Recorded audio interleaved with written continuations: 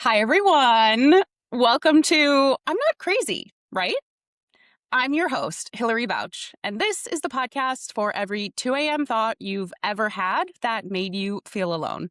Those intrusive thoughts and questions that all women ask themselves on occasion, even if your logical brain knows that they aren't true. If you are a person with a uterus, there's a good chance you've dealt with the pain and frustration that comes along with women's health issues. I mean, how many of us were put on birth control pills way too young, probably for something completely unrelated to pregnancy prevention? Or how many of us have dealt with insane period cramps and still went to work or school and put on a smile while we were actually dying inside? I remember one time in middle school, my friend had cramps so bad that we snuck away to the library and I sat on top of her stomach on the ground because she felt like she needed the weight to fix her cramps. In middle school, absolutely insane.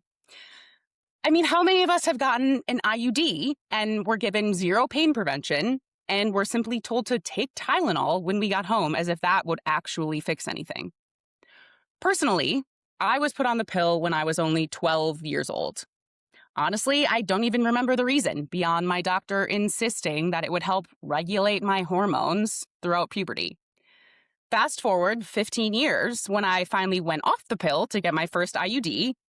And to put it simply, after being on hormones for such a long time, the sudden loss of them made my body spin out of control.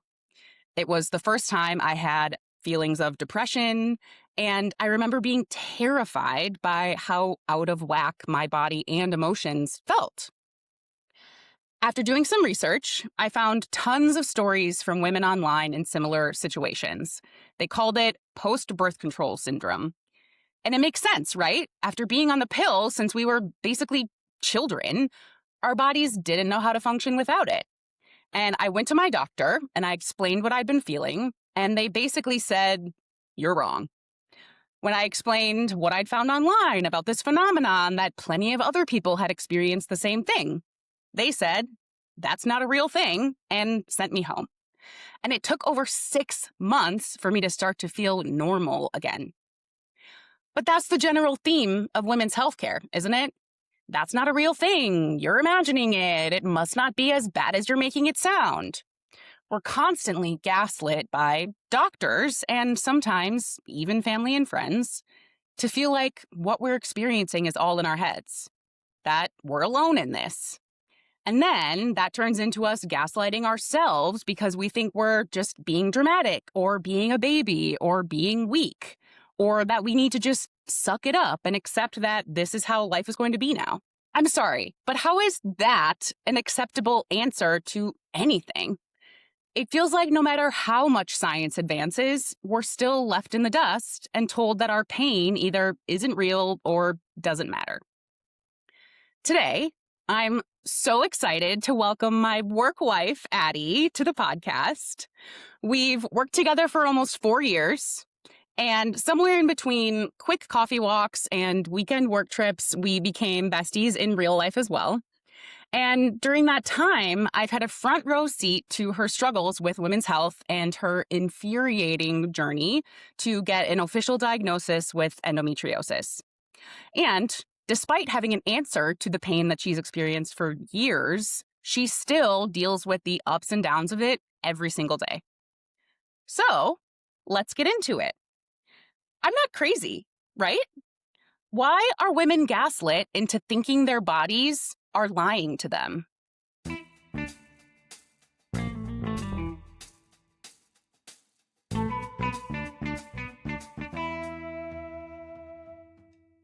Addy, welcome to the podcast. You're so good. This is so fun.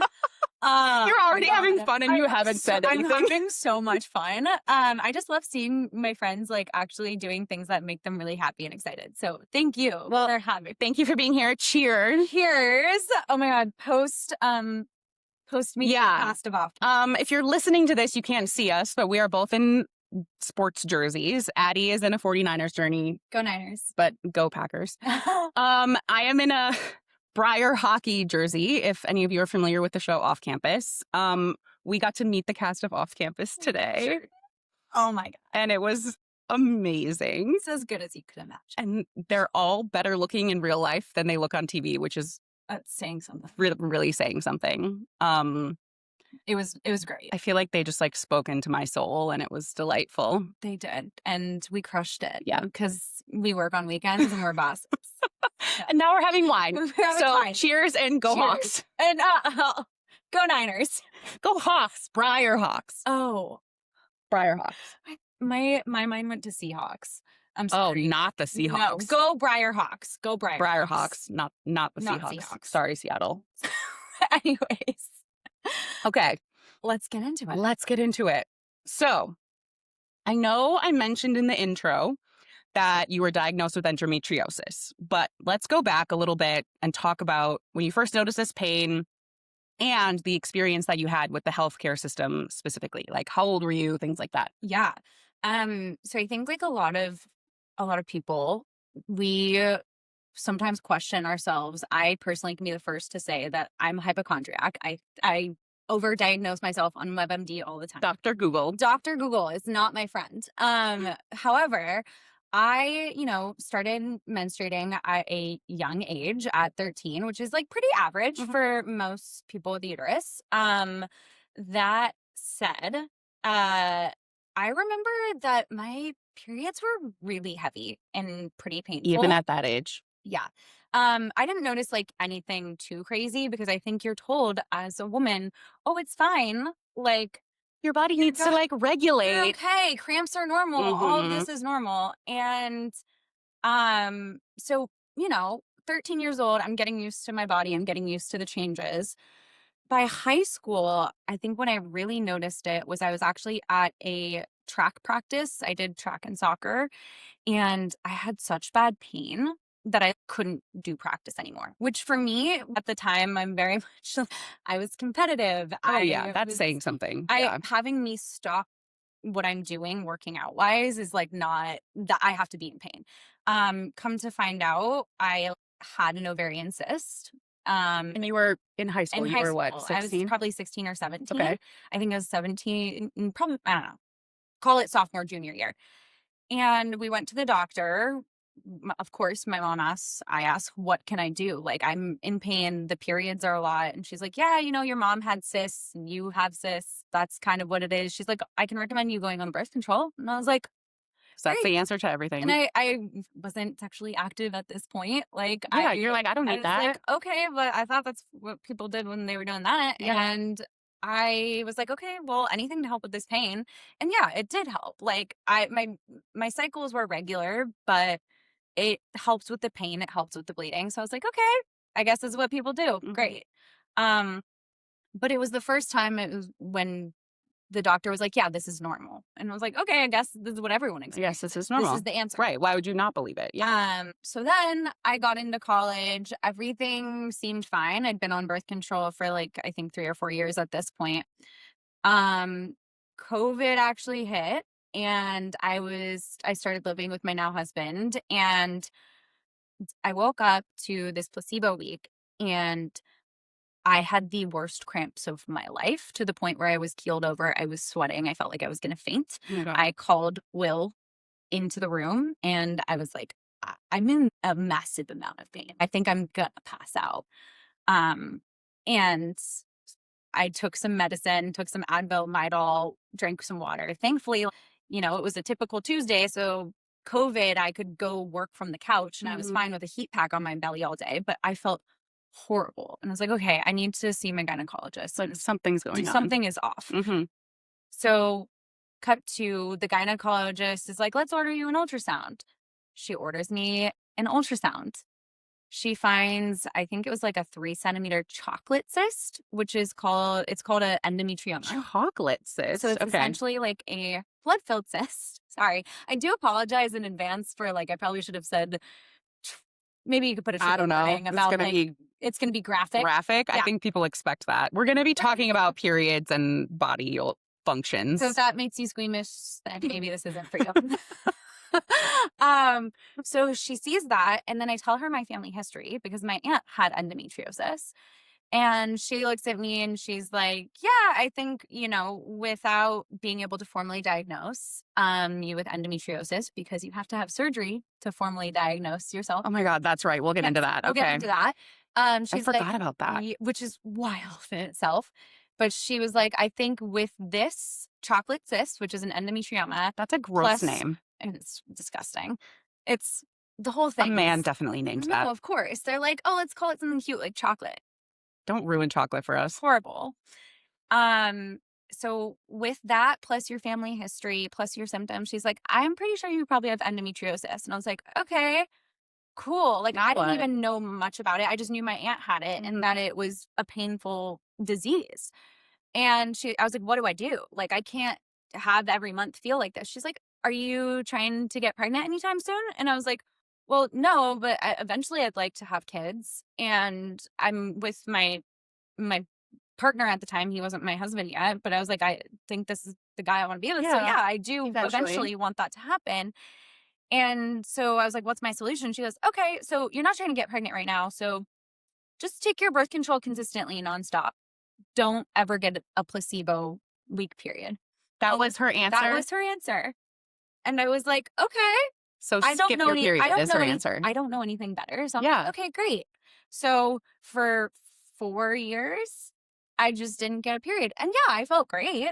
The maintaining was to just skip your period and hope it goes away. Because there's also a myth that birth control makes the actual adhesions that happen in endometriosis go away, which is also not true. It helps keep the symptoms at bay, and hormonal things after surgery can certainly help suppress it, but it does not cure the disease. It does not do that. So for 4 years, I was like, I'm chilling, and then I'll go off of it, and then I'll have a little pain, and then when I want to have a baby, I'll have a baby. Easy peasy. Yeah, no.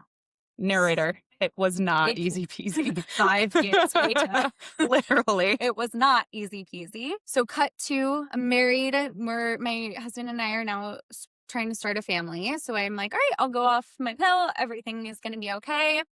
First month rolls around. I'm like, oh my gosh, this was a lie my whole life. Everything feels great. I remember coming to you at work and I was like, Hillary, this was a lie. Maybe birth control was the problem. And we're like, oh my God, this is amazing. We like celebrated like, oh my God, I got my first normal period without the pill and it was easy. It was easy. I felt like a normal person. And we were like, great. You got away. And obviously at the time, like I had told Addy then the story of my experience going off birth control. And even beforehand, I had warned you and said like, this is what happened to me. So if you feel weird, like don't be surprised. And we were like, nope. You bypassed all of that. You are the exception. Life is great. Life is great. And then. So then things progressively got worse. My period was irregular, which is normal coming off of birth control. But then they started getting more and more painful. Painful to the point where I was not functioning. And yet I'd show up to work and still be like, I'm fine. Everything's fine. They call it an invisible disease for that reason. And finally... Which, mind you, if a man had pain like this, they would never go to work. It was like my belly would bloat out to look like I was 7 months pregnant. And I'd have cramping to the point where I was keeled over and no pain med. Advil, Midol, nothing could help. And then she would come to the office and be like, it's fine. I'm like, everything's okay. And she would show up in like a full outfit and a full face of makeup and be like, I'm dying inside. I was like, if I look good, maybe you'll feel good. No. Look good, feel good. No. Fake it till you make it. That's how I felt. But it was really, I was not making it. And then, so I teach hot yoga, and come October, this was like in June, I had gone off the pill. Come October, I'm like, okay, this really sucks, but we're just going to push through. And I'm teaching my hot yoga class on a Monday night, and I teach 2 back to back. And I teach the first class, and this was 3 days after it ended my period, and I was still bloated, still cramping, still in pain. But I was like, okay, whatever, take some Advil. Let's hope we can get through yoga. I teach the first class. Everything's okay-ish, like nothing to be afraid of. I get out of the class and immediately feel this sharp, intense, crazy pain that I honestly hadn't felt since high school when I was feeling those cysts, where I felt like I needed to go to the doctor. And I was like, okay, we have one more class to teach. Maybe we can get through. I start feeling ill and faint. And then I can't see my phone screen. And I luckily am so surrounded by a wonderful community of students that some of my regular students for the next class came in and they're like, you look unwell. And so I was like, I don't feel good. I sat on the ground and they sat with me. I canceled the class as people were coming in and they were lovely. I shout out to my students wherever you are. They were like, she's not teaching. Some of the other instructors started coming out. I proceeded to start to black out and pass out. And then they're like, what do we do? They call Will. And Will's like, I'm coming. I will be there in 15 minutes. They're like, I think she needs an ambulance. Like this, she's gonna pass out Yeah. and she does not look okay at all. I start to fully pass out and start to throw up. Will's like, call the ambulance. He's like, I'm not gonna get there in time. And I get taken away in an ambulance and I get to the hospital. It's fully like the pit. It was crazy. I was like, this is wild. Will meets me there. He's sitting with me, being a wonderful, supportive partner. And I'm just in seething pain. And I'm in my sweaty yoga clothes. I'm like, I need to take my pants off. I feel disgusting. Finally see the doctor. And that was a whirlwind in itself because she's like, all right, we're going to take a CT scan and we're going to take an ultrasound. So we do the CT scan first. And she's like, okay, there's a lot of fluid in your pelvis. This suggests that a cyst burst in your pelvis. Cool. And I'm like, great, lovely. That's done that. Love that for before. me. Okay, so painful, whatever. I'm like, I'm like, this is so intense. This feels so much worse. They do the ultrasound, and the ultrasound lady, you know, when you see a doctor and they're meant to keep their face stoic? Yeah. She's looking at the ultrasound and her eyes are kind of getting just bigger and bigger. And I'm like, You can tell she wants to be like, oh shit. and I'm like, is everything, what's going on? She's like, your ovaries just look really mad at you. They're essentially like kissing. And they're not supposed to do that. She's like, but you know, they're just really inflamed. Your like, ovaries look really mad at you. Like they're just really inflamed. And I'm like, oh, good. So she comes in and I tell her my history. She's like, I think you need to talk to your gynecologist. This sounds like endometriosis. I was like, yeah, I mean, I've been essentially previously diagnosed with it. She's like, yeah, I would say go talk to your gynecologist. Okay, great. She's like, I gave you some pain meds. Go home, try to rest it off. All right, fine. Next day, try to call my gynecologist. And this is where things start to get heated. They are like, oh yeah, there's no appointment with your gynecologist for another week. And I'm like, no, I was in the ER for 8 hours. Like I need to see my doctor. They said best we could do is seeing you next week or a video call. And I call Will in tears and I'm like, they aren't seeing me. So lovely, amazing husband swoops in and is on the phone. He's like, you're going to see my effing wife. Like he went full Good. anger mode and was like, you're seeing her. She was in the ER for 8 hours.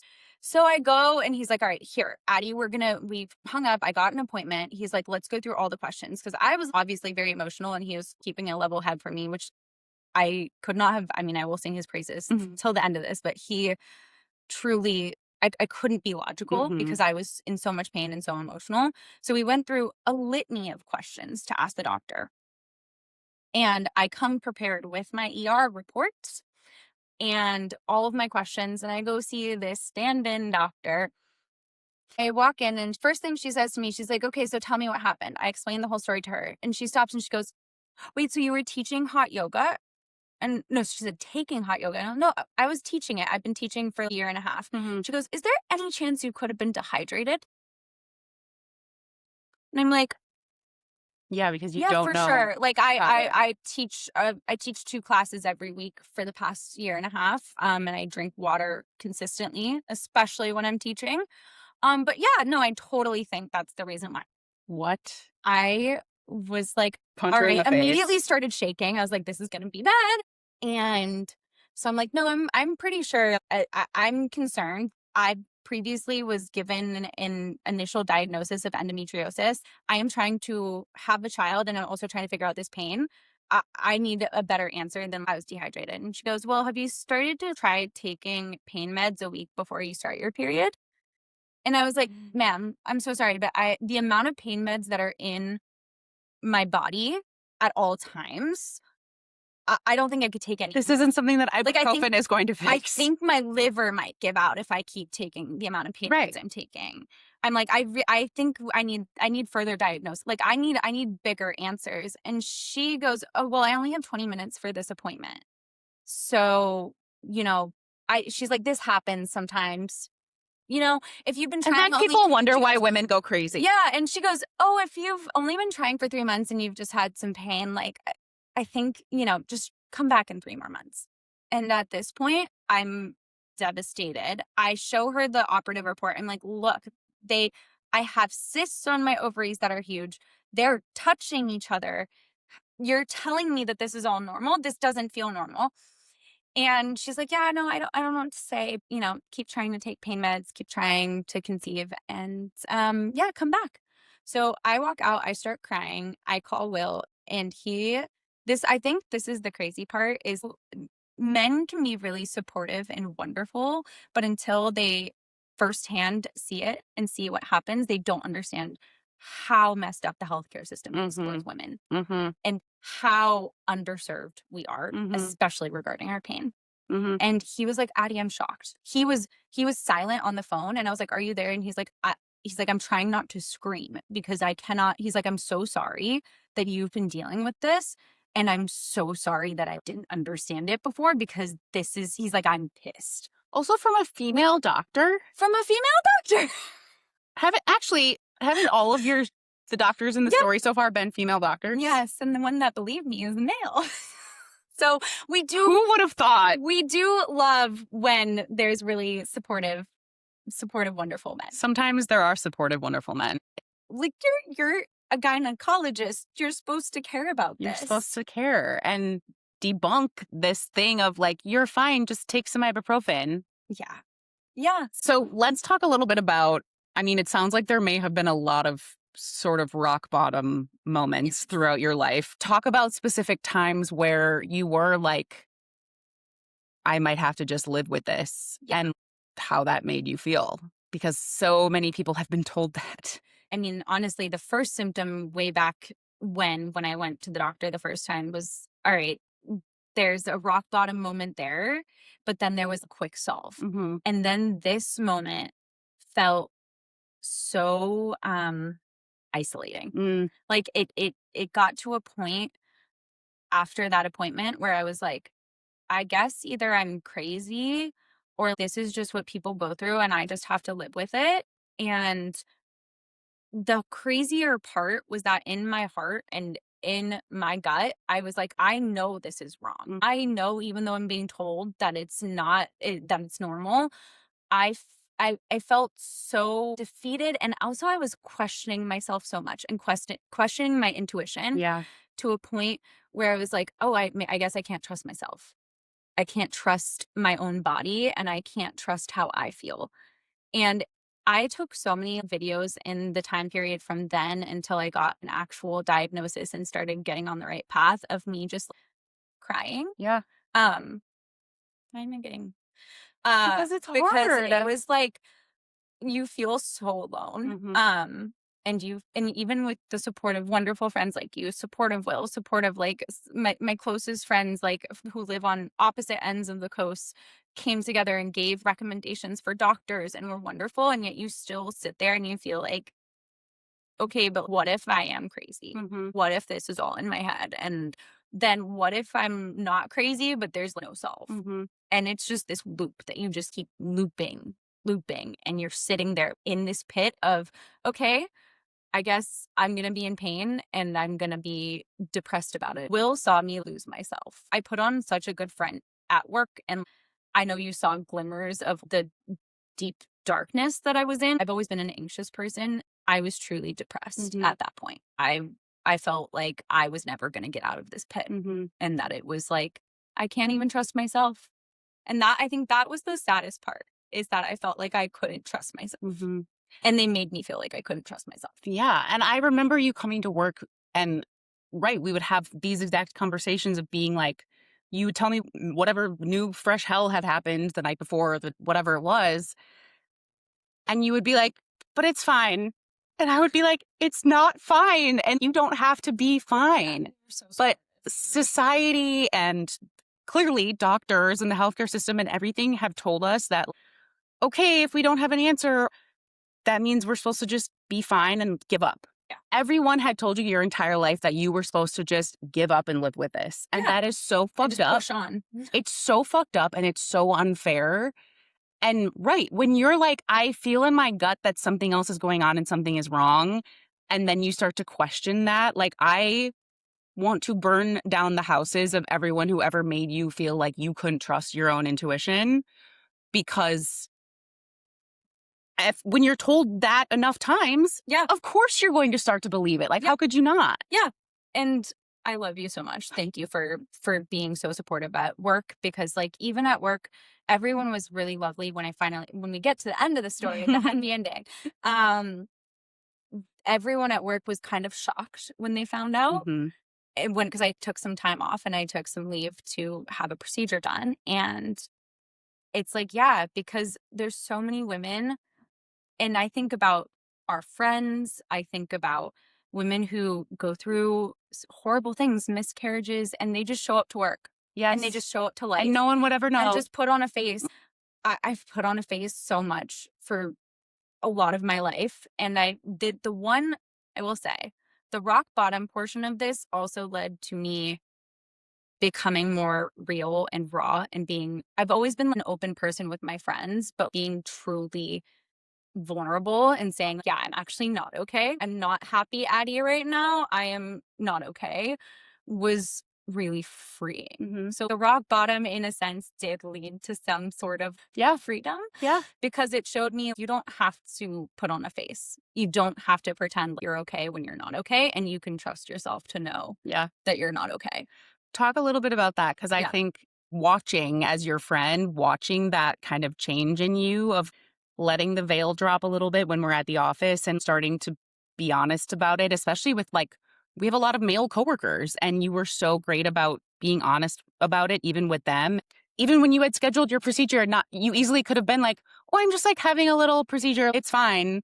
But you were very honest about what's going on and everything. Do you feel like you made a decision to do that, or did it just kind of happen?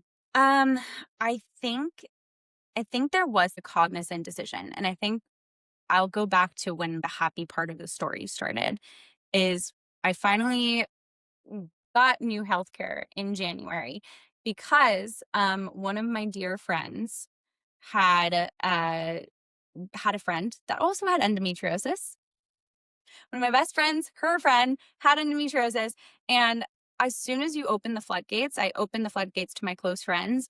So much support, well done. And I found a doctor in San Francisco that was highly, highly recommended for endometriosis. And I turned to Will and I was like, in January, we are getting a new doctor and I'm going to go see him. And so I did. I finally was like, I'm trusting my gut and I'm just going to go for this. I told him my experience. And the first thing he said, before even looking at an ultrasound, the first thing he said was, I'm so sorry that you've been dealing with this for so long. He's like, I know how much pain you're in. I see it. And I'm so sorry. And I was like, did you burst into tears? I did, in that office. I was like clasping my knee. I'm going to cry now. And I've heard this story before. I was like, thank you. Thank you for believing me. That's the craziest part. Thank you for believing. Like, right. You just want someone to believe you and be like, yeah, you're right. So let's fix it. Yeah. And not try to put a Band-Aid over it. And he took one look inside of my body and was like, and granted, just for some context, technically you can't diagnose endometriosis without having a laparoscopic incision surgery, which means they go inside of your belly button in a keyhole incision and they look inside while also removing the endometriosis. So the surgery is the diagnosis and helps. Wild. How is that a thing? Wild. You can't actually get diagnosed until you have a surgery to look for it? The fuck? Okay. It's crazy. It's insane. But this man has done thousands of these surgeries. He was actually the pioneer that invented laparoscopic surgery. Shout out Camran Nezhat. He is the best. He took one look inside of my ultrasound and he was like, you have stage 4 endometriosis, without the surgery, he's like, you have a 12-centimeter cyst on your right ovary and a 6-centimeter cyst on your left ovary. And I was like, oh. And Will was like, oh my God. And I've just been walking around with that. So all wrapped around. When that moment happened, the moment of him finding the cyst. of him finding it, validating me, I was like, I need to shout this from the rooftops, because I told my friends their friend knew someone. I tell my colleagues maybe someone knows someone. And I feel having this diagnosis, I need to shout it from the rooftops because women need to be believed. Bottom line, that is what needs to happen for this to even start to get better. And so I was like, you know what? I am going to do everything in my power to lift people up who have experienced any sort of problems with women's health. And I'm going to be there to help be a sounding board, help with any sort of questions they might have about my scenario, and also be an open book so that people can be like, oh my God, I heard her story. And my sister-in-law or my sister's friend or someone has been experiencing this and no doctors are believing her. I want to be there to be like, yeah, I believe you. You're not crazy. You're not crazy. You're not You're crazy. not crazy. You're not crazy. So that's when I think I made the conscious decision, is after I actually had that diagnosis from him. It's real, and other people should know too. And other people are going through this. The crazy statistic, it says 1 in 10 women are diagnosed with endometriosis. They think the number is much higher than that. Oh, I'm sure it is. You probably know someone who has this. And it might be a more mild case and not severe yet, but you probably know someone who has this disease and is experiencing horrible pain all the time. And I think this is such an important thing. Exactly what you're saying. We should be shouting it from the rooftops that this is a real thing. There are so many people who need to hear that they're not crazy, that these symptoms that they're experiencing, that being told by doctors that there's normal, nothing they can do, or that it's all in their head. Or go on the pill and that'll solve all your problems. It's a real thing, and not enough people are believed. No, at all. And it's really messed up. It's so messed up. I want you to talk a little bit about all of the other stuff that you were doing in the meantime over the past couple of years. You were doing your own research and trying to figure out, maybe not drinking, eating differently. Talk about that. So many different things you tried that still didn't help, because I remember you got to a point where you were like, no one's going to help me, so I have to figure out how to solve this by myself, just on my own, which is just insane. Yeah. So, of course, after the initial ER visit and that crazy gynecologist who was not helpful, between the depressive bouts and episodes, I was like, I need to do something. I'm a doer. So let me figure it out. I started following a bunch of accounts on Instagram. There's a lot of really wonderful ones that we could link out. But yeah, definitely send me your favorite ones and we'll put them in the show notes for sure. But there's this one really wonderful girl in the UK named Sophie Richards who she has endometriosis, and she talked a lot about an anti-inflammatory diet. Specifically, she did the autoimmune protocol, which is a very strict diet to remove basically everything and then reintroduce food back. Like what you do for an allergy test. Exactly. Exactly. And it worked really well for her. So I was like, okay, well, I don't know if I can commit to that, but what else can I do? And I read books. Oh, the Period Correct manual. I read that, and it was like, okay, dairy and gluten, all of the inflammatory things, alcohol affect you. So all the fun stuff. All the fun things, like, take the joy out of my life. Why don't you? I'm barely clean. If I wasn't any miserable enough. Like, I'm already so depressed. I need a glass of wine. Sure, let's cut everything fun out. Yeah. So I'd go through bouts of, I'm not doing dairy, I'm not doing gluten, I'm gonna try to cut back on alcohol. And again, it was like, okay, I'm doing these things, but I'm not noticing any difference. And I felt really crazy again about it. But I was like, but there's nothing else I can do. This is the only thing in my control. And then when I saw Dr. Nezhat and got the formal diagnosis, I asked him, what can I do to help prepare myself for the surgery? I'm going to my workout classes, I'm teaching yoga. And he's like, yeah, no, you can go on walks. And I was like, what?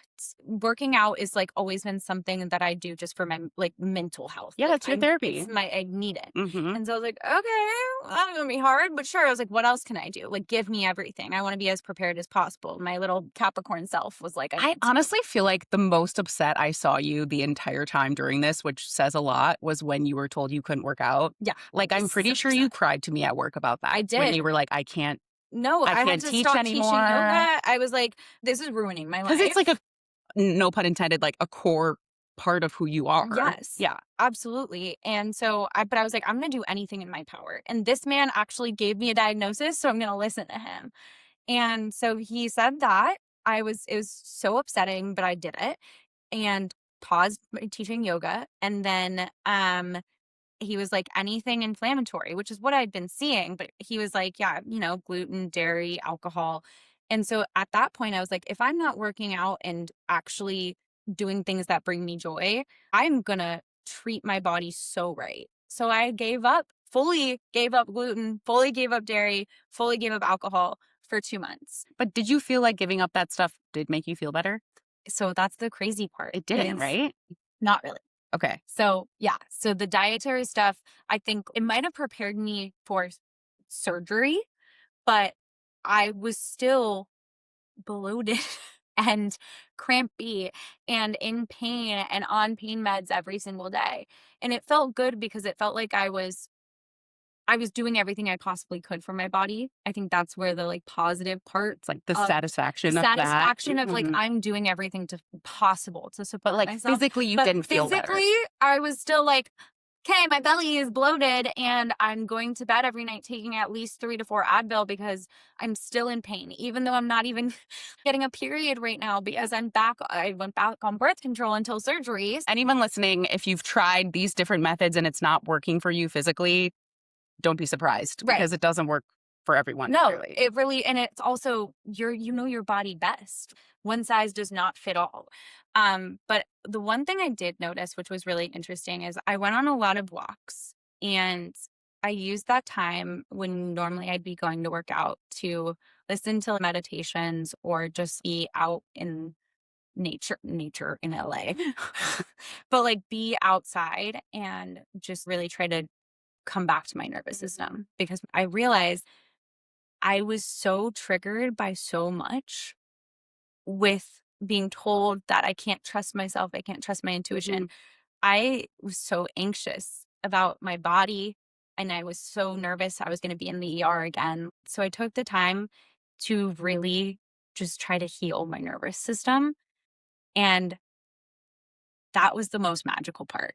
I finally felt like I was starting to come back to myself, which is not what I expected from all of this. But I think it really set me up for success, even going into surgery, because I was so calm and I haven't felt that sense of calm in a really long time. Yeah. And it's because I had that time to sit with myself and be like, listen, 1, I see you. I love you. You're not crazy. 2, this anxiety has been happening for a reason. Your body has been attacking you. And I need to show it so much love right now. Yeah. And I think the baseline was just that I finally like learned to be okay with my body and myself in that moment and be okay and work with it instead of being angry and mad at my scenario. And I feel like, you spend so many years being angry about the situation, but I'm sure also subconsciously or maybe consciously, you were also angry at yourself. Yeah. It's so easy to internalize it and be like, oh, my stupid body. Why is this happening to me? Why can't I just be normal? Body, get your shit together. That's exactly how it's so easy to blame yourself for it, which obviously your logical brain is like, that's not how that works. Yeah. You couldn't have prevented this. Yeah. But right, it makes total sense that you would have to take the time to forgive yourself. Yeah. For it too. And acknowledge myself. Yeah. Acknowledge that you're not crazy and that you didn't do anything wrong and it's okay. And also hopefully congratulate yourself and celebrate that you did take years and years and so many steps and so much fighting with the system and everyone Yeah. to finally get someone to believe you. You should congratulate yourself for that. Like, I'm so proud of you for not giving up, because the reason we're having this conversation is I feel like so many people probably have given up. Obviously, Yeah. if you have 20 doctors in the past 15 years tell you that this isn't real, it's so easy to believe them. It is. It is. And thank you for saying that, because that's exactly how I felt. Okay, so now you've mentioned a couple times you got finally diagnosed and now you are signed up to have this surgery. So talk a little bit about the surgery that you had, what happened, all of that. And do you feel better now? Yes, I do feel better, a lot better now. We'll start with that. We'll start with the hobby. So yeah, the doctor, Camran Nezhat, was like, you need to have surgery. We're going to schedule you for 3 months out, because we're going to try to put you on this medication to try to shrink your cysts because they're so big. And I was like, okay, great. Sounds good. So I think I had a surgery date scheduled for like middle of April. And I got all this information end of January. So I'm like, 3 months I can hold out. It's fine. And then as we chatted about, I was trying the diet. I was trying everything. I was back on birth control. We had like set a countdown. We're like, it's totally fine. We're going to be good. We're going to be fine. There's a light at the end of the tunnel. Yep. And there was a light at the end of the tunnel. However, I got to a point where I couldn't go to sleep at night. I was in so much pain still. I was still doing everything in my power to make it go away. And Will, again, such a good, our wonderful Will. He's such a good boy. Anyway, he's the best. I love you, Will. He was like, Addy, I've seen you curled up in a ball every single night. He's like, you are calling them and you are going to insist that we need to do something, whether that's another medication or moving surgery. This is insane. And again, she was still coming into the office 5 days a week at this point while feeling this way. Little mess. Because women are superheroes. Because we're friggin' awesome. So I called them and they're like, okay, we have a surgery date available. And one of them was for like a week from when I called, but I was supposed to be off all of the like pain meds that I was taking, because you can't be on like any sort of blood thinner. And I was like, that won't work, because too soon. That's too soon. And they offered up, I think March 24th it was. And that made me really sad. I had to pause for a sec and think about it, because one of my best friends was getting married that weekend. The people pleaser in me was like, don't do it. Just hold out until April 16th. Like, you don't need to do this. Like, you can wait. Because women put everyone else above themselves. Yeah. And also I wanted to be there for my friend. Like, I absolutely wanted to support her. She was there for me on my day. She was one of my bridesmaids. And I had such a hard time with it. And this was another one of those moments. It was one of those aha moments where it was like, yes, and you have to take care of yourself. This is a non-negotiable. You can't keep going like this. There was also the other very real concern that like the cysts could burst. Like, if I was traveling on an airplane, like they could have burst. And then we'd be in a whole world of trouble. There was the biggest concern with the waiting period and not doing exercise and things like that was if the cyst burst, my doctor warned that I could probably be in for another ER visit. And that time they might actually, if it was one of the big ones, they could take out an ovary. They could fully have to remove a fallopian tube. And I was like, oh, okay, cool. So this is very real. So yeah, so I got scheduled for that surgery. I called my friend. I had a lot of just hard but beautiful conversations of like, she was the most supportive. Of course she was, but like the most supportive person in the world. So I go in prepared for surgery. You have to do a lot of stuff. I'm not going to get into it because there's some really intense things that you do like the night before. But if you want to hear about that, we can do a follow-up. We can do a follow-up, or you can DM Hillary questions. Send me a DM. But there's some wild stuff. Like, I have never had like an invasive surgery like this. And please send me a DM and I can connect you with Addy if you want to know the ins and outs, or we can do a part 2 or whatever. So anyways, I go into surgery that morning, and this is how crazy wonderful this doctor is. I think he schedules all his surgeries on one day. By the way, this was up in the Bay Area. So I flew home and Will came with me and we stayed with my parents and they were so lovely. So we all drive down to surgery and he already had 2 surgeries done before me. So there was another, person in the waiting room waiting for someone. I'm a little bit nervous, of course. But I'm like, all right, we're finally solving this. What the surgery is essentially it's called a laparoscopic surgery. It's a really incredible surgery actually, but they go through your belly button to examine what is happening. And then they do 3 to 4 more incisions. So I have 2 along my hip bones and 1 on my pubic bone. And they essentially go in and they puff carbon dioxide into your belly and they puff it up and they go in and they excise, like they specifically just cut out the endometriosis from everywhere in your pelvis, everywhere underneath, and they just chop it out. So that's not just the cysts. It's like any tissue that's There's like lesions. affected. It can be in your uterus. If it's inside your uterus, it's actually endomyosis. Outside is endometriosis. It can be on your bowels. It can be up to your diaphragm. It is not just a ovary. It's not uterus like problem. an interuterine thing. No, it is a full pelvis, I don't be a think full I body. even knew that. No. That's so fascinating.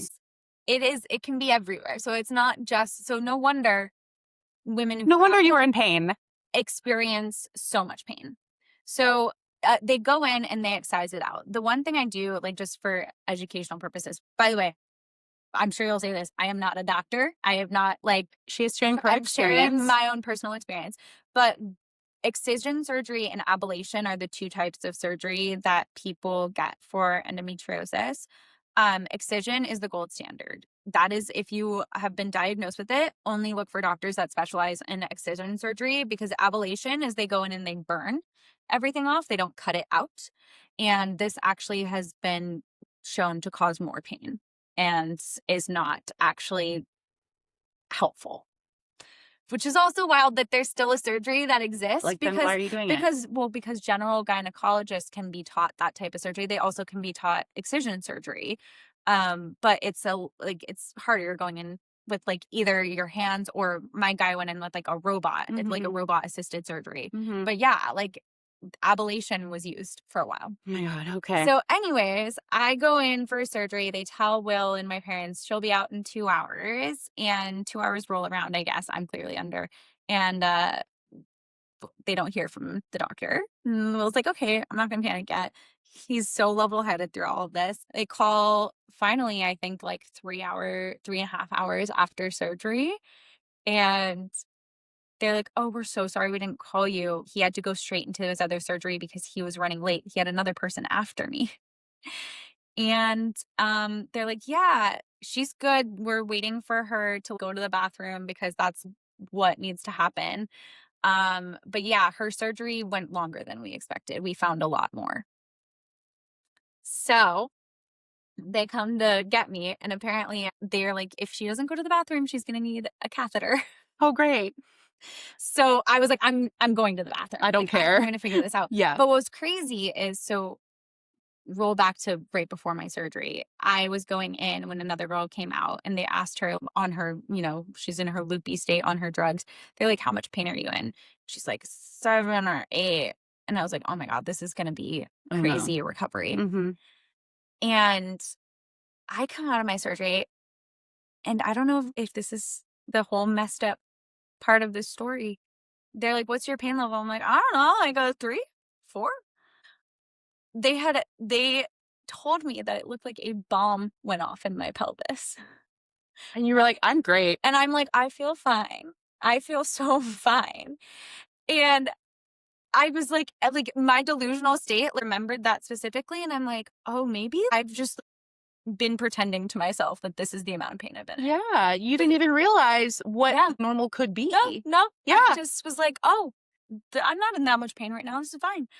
And so they found endometriosis on my diaphragm, on my bowels. They said everything was essentially like glued together. That's why my ovaries looked like they were kissing, because the adhesions had come so far down that they were touching. And they found it everywhere. And they were like, yeah, it looked like a bomb went off in your pelvis. And he was You've like, just been walking around like that. yep. And before the surgery, they had asked, sometimes if the cysts are too big, they ask if they need to, we might need to take out one of your fallopian tubes, because it can, one, cause problems with, like, if you're trying to have a baby, an ectopic, I can never say that right, ectopic pregnancy, because your tubes can still be kind of blocked. So I gave them consent before I even went into surgery to take out one of my tubes If they needed to. Thank God they didn't. But he looked at the cysts. Turns out the cysts that he saw on the ultrasound that were 6 centimeters and 12 centimeters, he's like, oh, those were much bigger. He's like, those were deflated. They were deflated because they had already popped, which probably was the emergency room visit. So he was like, those were so much bigger that he actually couldn't remove all of the endometriosis around my ovaries without removing my ovaries. So there's still a little bit left, which of course made me so anxious. But he's like, I promise this is going to be okay. But yeah, the cysts were so big that he couldn't actually take it fully off without causing me to lose or damage one of my ovaries. So, oh my God. So yeah, so that was also very validating and crazy. But then I had recovery, and yes, the first week was rough. I had to have Will and my parents help me get out of bed, and I'd go on little shuffle walks, and I had this breathing apparatus that you're supposed to, because of the carbon dioxide that's puffed up and from surgery happening, you have a harder time filling your lungs completely. So I'd have to breathe into this thing every few hours. And I felt like such a failure because I was like, I can't breathe. And they're like, you just had surgery. Calm down. Like, I'm like, it's fine. But overachiever me is like, I can't breathe. Like, I'm going to figure out how to breathe. I'm going to breathe. And I hated it. Every time Will brought it in, I was like, I don't want to do the breathing thing. But yeah, so it took me a while, but I finally fully recovered within a month. I think there's still healing that's happening inside my body. I'm now almost 4 months post-op, and they say the healing inside your body can still be happening. But I've had a regular period for the past 3 months. Sometimes they've been a little bit crampy, but nothing in comparison. I can take an Advil and the pain goes away. It actually helps. It's like not, it's. You're like, oh my God, this magic medicine. This is what people who experience periods that are supposed to be more regular feel like. And I'm just like, I got my light back. I just feel so much happier. So. And you can eat cheese again. I immediately started eating cheese. What I did take away is I've always been a more balanced person when it comes to health and nutrition.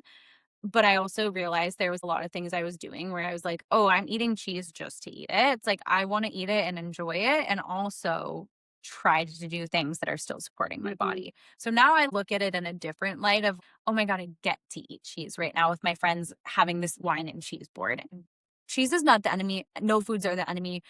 I'm just saying, for me personally, I'm more aware of things that are probably going to make me feel worse. So I'm trying to really enjoy them if I do have them, and then also try to be as supportive for my body as possible. The surgery is amazing and changed my life.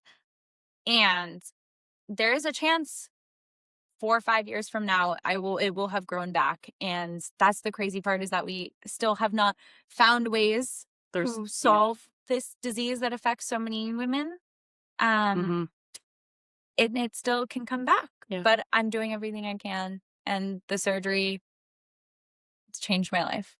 I want to talk a little bit about just this psychological warfare that women go through. You know, women trying to decide if they should believe their bodies or not. And so many of us deal with that in so many different ways of, should we believe ourselves emotionally, mentally, physically?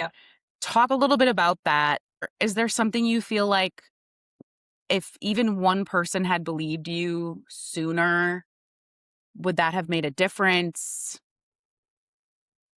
I don't know. I hate so much that you ended up doubting yourself so much when, Yep. especially as women, there are already baked into our lives and into society so many times where we're the only ones who believe us, or we have Yeah. to be our own cheerleader or whatever. And that part of it just makes me so sad and angry because not only were you feeling terrible physically, but the emotional part of it too is just, Horrible. it's horrible. Honestly, that part, the pain, I'm not going to downplay the pain.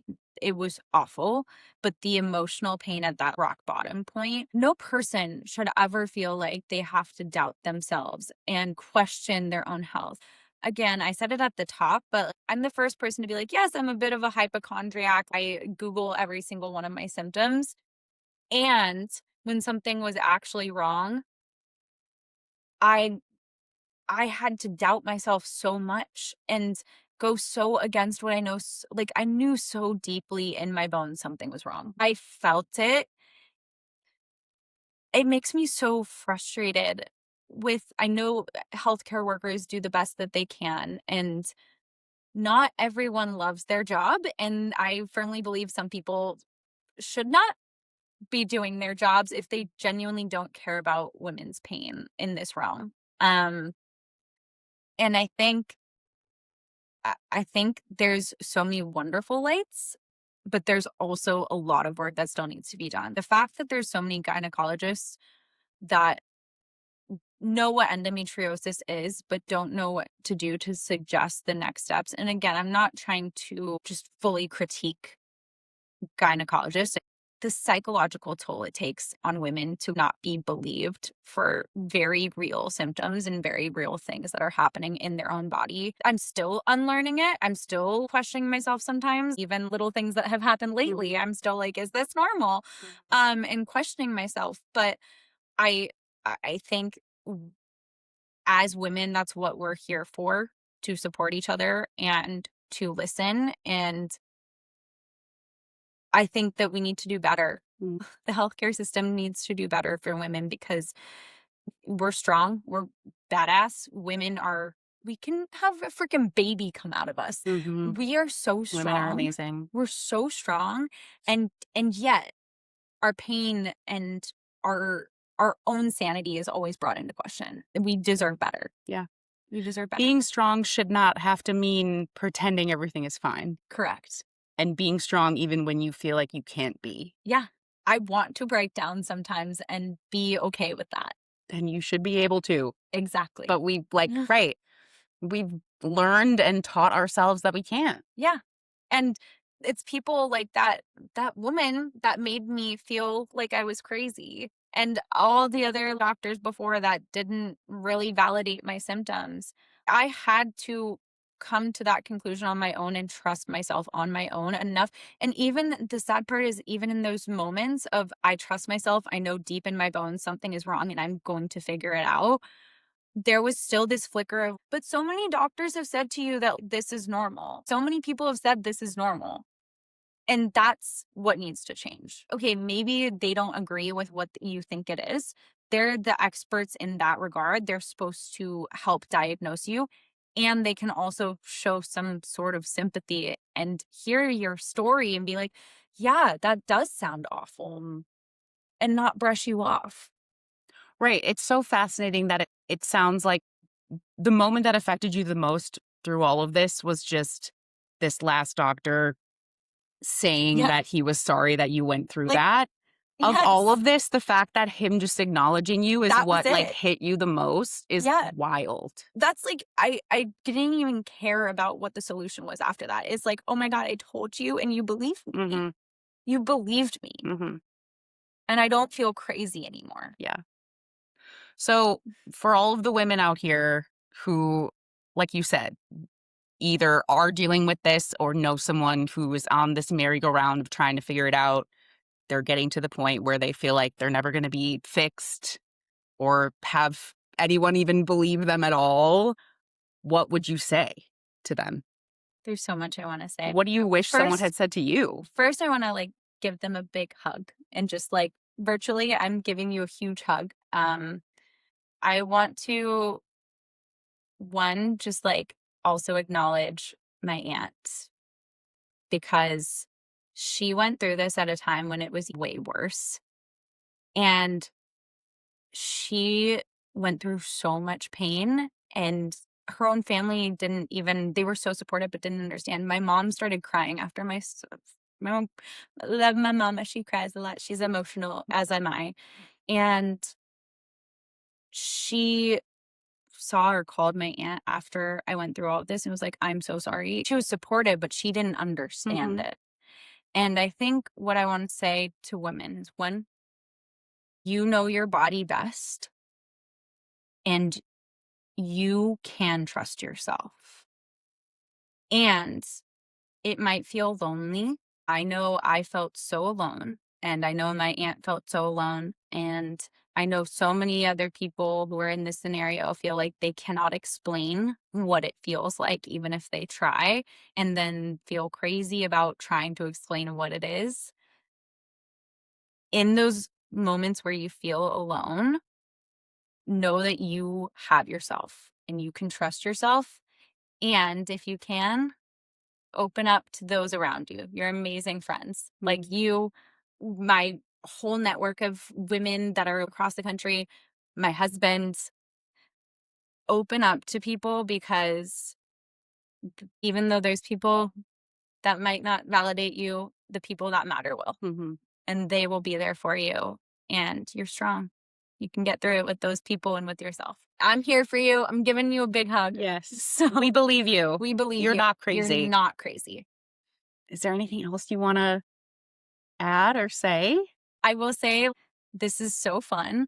I'm also ridiculously nervous because, as you know, I never post. I literally haven't posted on Instagram since July 2025. And this is like the most intimate thing I've ever shared publicly.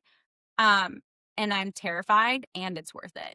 And I'm so lucky that I had you to be able to share it with, because you're one, I think you're the most incredible interviewer ever. But like, you are so good at making everyone around you feel so good and so comfortable and so safe, and you're a safe space. Thank you. So thank you for doing that. No, I'm going to cry. No, because I truly, like, this is like terrifying for me to share this, but also it needs to be said, and you made it so safe to be said. Oh. So thank you. I love you. I love you. You're the best. And I wish you had more wine. But cheers. Oh, we have more wine. We'll get more wine. Yay. On that note, we're going to go get more wine. That's it for today's episode of I'm Not Crazy, right? If this episode hit home, share it with a friend who needs to hear it. If life is lifing and you just need to chat, I am all ears. And if you've got a question that you've never asked out loud, please send it my way, and I would be thrilled to ask it. Thank you so much for being here. Addy, thank you for being here. Thank you for having me. I love you so much. I love you. Don't forget to subscribe to the show and follow along on social at Not Crazy Right Pod. As we said, you're not crazy, and you never were. I will see you next week.